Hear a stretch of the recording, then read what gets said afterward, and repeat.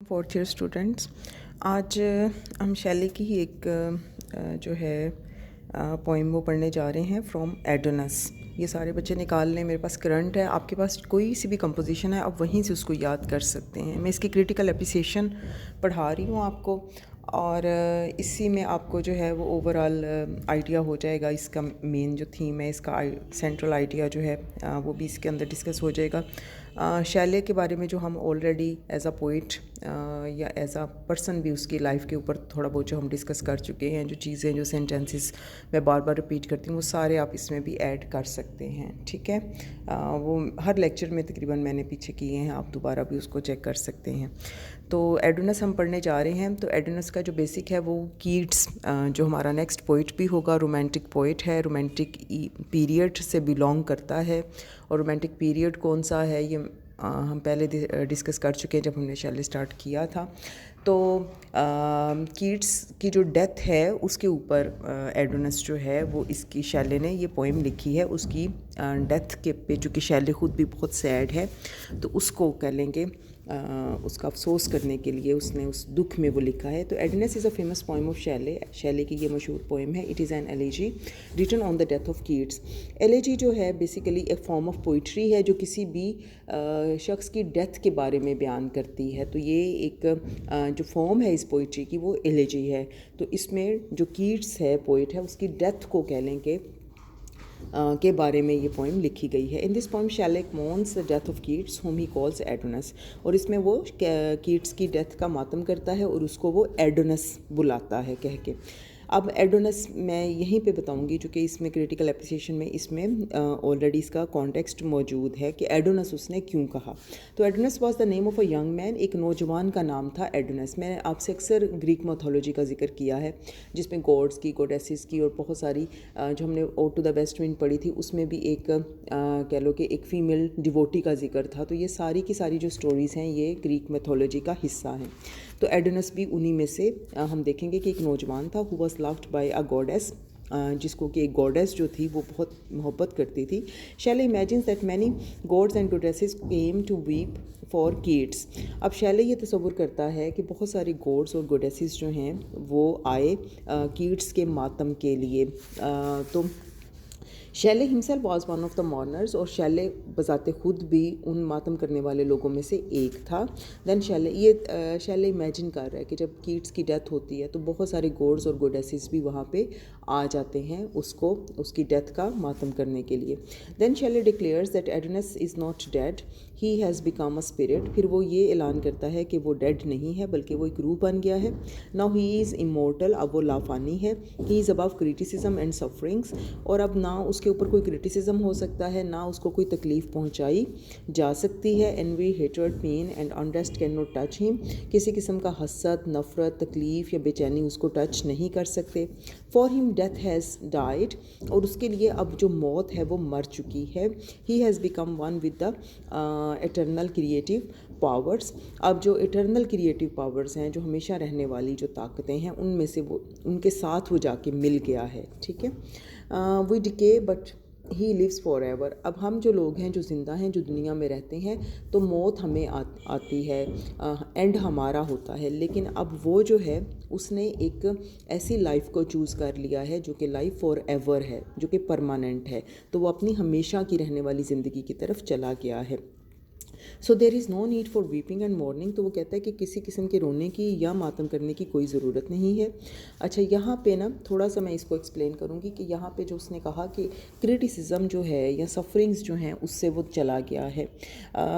N V, hated, pen, ये सारे लोगों को ज़िंदगी में किसी न किसी सूरत में कहीं ना कहीं इन चीज़ों को फेस करना पड़ता है। तो यहाँ पे उसकी जो लाइफ जब वो ज़िंदा था, तो उसके ज़माने में जब जो भी वो पोइट्री लिखता था, राइटिंग्स उसकी जो होती थी, they were highly criticised by the critics of that period. जो पोइट्स होते थे, जो दूसरे लोग होते थे, वो उसकी उन राइटिंग्स को बहुत ज़्यादा क्रिटिसाइज़ करते थे। And this was the thing which was a great torture for him, and he was hugely pained by all these remarks of the critics and all these things. तो ये वो सारी चीज़ें थी कि जब उसकी पोइट्री के ऊपर क्रिटिसाइज़ किया जाता था, अनड्यू कह लें कि एक ऐसे अनजस्ट किस्म के रिमार्क्स दिए जाते थे और ऐसी बातें की जाती थी जो कि उसको टॉर्चर देती थी, जो उसको पेन देती थी। तो शैले कहता है कि अब वो इन सब से आगे निकल गया है, ये सब चीज़ें जो हैं वो अब उसकी कह लें कि हिस्सा नहीं रहीं। आगे चलते हैं। The Shelley discuss is the importance of death. फिर वो जो मौत है उसकी अहमियत को डिस्कस करता है। Says that on earth we can not see the truth about life, के ज़मीन पे जब हम ये ज़िंदगियाँ गुजारते हैं तो हमें ज़िंदगी की सच्चाई का पता नहीं चलता। Life is a dome of many coloured glasses, the light of eternity passes through the dome and is divided into colours. कि ज़िंदगी जो है वो एक ऐसा गुंबद है कि जिसका बहुत सारे जिसके जो गुंबद के जो शीशे हैं वो मुख्तलिफ़ रंगों के हैं, और जो अब्दियत की रोशनी है, जो हेवन से जो रोशनी आती है, वो उस गुंबद के ज़रिए गुजरती है और मुख्तलिफ़ कलर्स में डिवाइड हो जाती है। We can not see eternity as it is. तो हमें वो एटर्निटी की रोशनी, जो कि एक रोशनी एक्चुअली में वहाँ से आती है, वो हमें दिखाई नहीं देती, क्योंकि वो जब भी दुनिया में जब वो आती है तो जो लाइफ का डोम है उसके मुख्तलिफ़ हिस्सों में बढ़ जाती है और कलर्स में चली जाती है। डेथ डिस्ट्रॉयज दिस डोम। अब क्या होता है कि जब मौत आती है तो वो जो दुनिया का वो जो गुंबद है, जो दुनिया की ज़िंदगी का गुंबद है, वो ख़त्म हो जाता है। Now we can see the pure.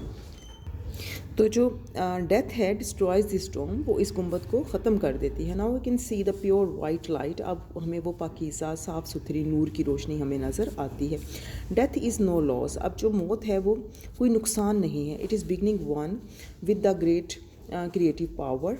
अब जो डेथ है वो एक नई बिगनिंग है, एक न्यू स्टार्ट है और एक क्रिएटिव पावर की तरह है। In the end of the poem Shelley predicts his own death. और आखिर में जो पोएम का आखिर है उसमें वो अपनी ही जो डेथ है उसकी भी कह लें कि उसको भी एंटिसिपेट करता है, उसकी भी प्रिडिक्शन करता है, पेशेनगोई करता है। This poem is important for Shelley's philosophy of life. Shelley की जो फ़िलोसफ़ी है ज़िंदगी के हवाले में, इसमें एक तो उस हवाले से ये अहम है। First, Shelley doesn't believe in any god but he imagines that there is eternal spirit which creates. Shelley जो था बेसिकली वो एक एथीस्ट था। एथीस्ट कहते हैं कि नॉन बिलीवर था। वो किसी भी खुदा पे, अल्लाह पे या किसी भी फॉर्म में गॉड को नहीं मानता था कि कोई भी खुदा है, लेकिन उसको इस बात पे उसका बिलीव था कि कोई ना कोई एटर्नल स्पिरिट है, कोई ना कोई एटर्नल पावर ज़रूर ऐसी है, कोई ताकत है जो कि हर चीज़ को क्रिएट करती है। We are part of that spirit, और हम सारे उस पार्ट हैं उस स्पिरिट का। When we die we become one with that power. और जब हम मर जाते हैं तो फिर हम उसी ताकत का, उसी पावर का, वो इटरनल पावर जो हर चीज़ क्रिएट करती है, जो पावरफुल है, उसका हिस्सा बन जाते हैं। Secondly, Shelley believes that an artist can not die. और दूसरी जो उसने इसमें जो उसकी फ़िलोसफी है वो ये है कि एक आर्टिस्ट जो है उसकी कभी मौत नहीं होती।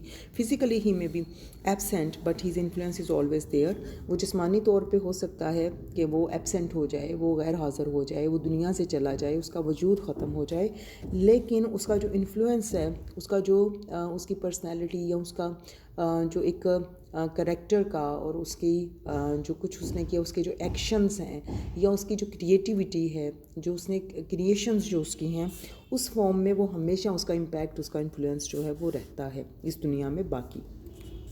His creation becomes a source of inspiration for others. उसकी जो तख्लीक है वो दूसरों के लिए इंस्पिरेशन बन जाती है। Thirdly, the poem has a lyrical element. और तीसरी ये है कि इस पोइम में हमें एक जज्बाती, एक लिरिकल एलिमेंट जो है वो नज़र आता है। It is full of powerful feelings of sorrow, fear and Joy.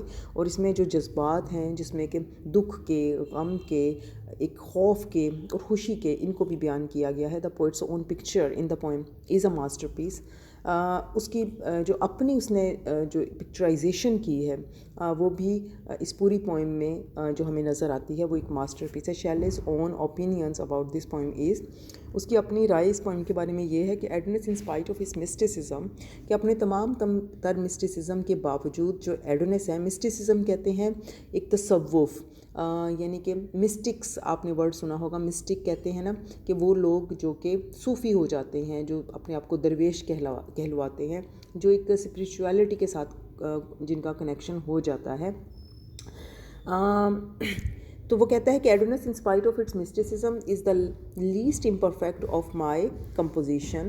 अब वो कहता है कि एडोनस अपने तमाम तर उस मिस्टिसिज्म के बावजूद बहुत ही लीस्ट कहते हैं कम, इम्परफेक्ट कहते हैं कि जिसमें परफेक्शन कम हो, कि बहुत ऐसा कम ये पीस ऑफ पोइट्री है कि जो इम्परफेक्ट है ऑफ माई कंपोजिशन, जितनी भी मैंने कंपोज की हैं तो इसमें लीस्ट इम्परफेक्ट है।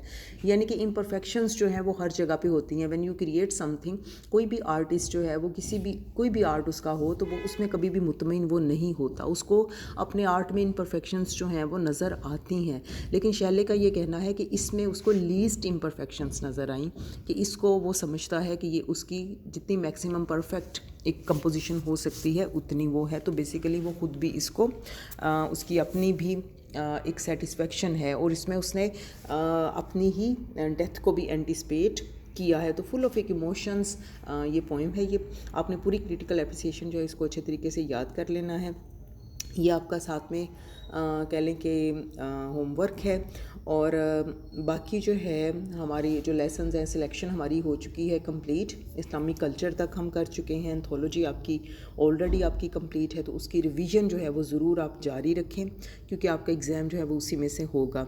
तो मुझे दूसरी बात ये है कि क्लास में मैंने जो आप लोगों को सिलेबस दिया था, अगर आप में से कोई बच्चे जो हैं, जब मैंने एसेस बताए थे कि एक्स्ट्रा हमने एसेस मैंने कौन से करवाने हैं, तो अगर कोई मुझे पर्सनल मैसेज करके मुझे बता दें कि कौन से एसेस जो थे वो मैंने आपको बताए थे कि हम करेंगे ऑनलाइन क्लासेस के दौरान। उसमें इन्फ्लेशन और राइजिंग प्राइसेस एक मैं करवा चुकी हूँ, तो बाकी कौन से रहते हैं जो आपके सिलेबस में मैंने बताए थे, तो वो अगर मुझे आप बता दें मैसेज करके। और अपना बहुत सारा ख्याल रखें और अपना होमवर्क, अपनी हर चीज़ को तैयार करें। ओके जी, टेक केयर, अल्लाह हाफिज़।